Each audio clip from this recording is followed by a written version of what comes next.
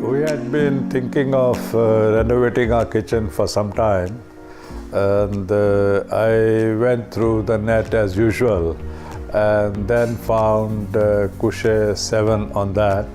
It sounded a bit German-like name, and then we met Devi, who was instrumental in designing the kitchen.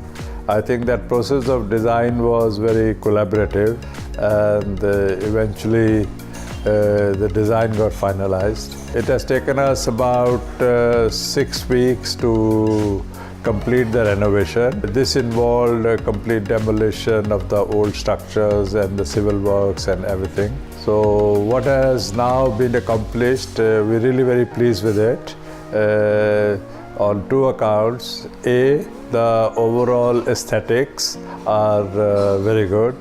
B, the functionality is also very good. And then I am an engineer myself, and I saw that the quality of fabrication, painting, etc. also was excellent in a way. So we are very pleased with the overall outcome, and hope that it continues to now cook good meals.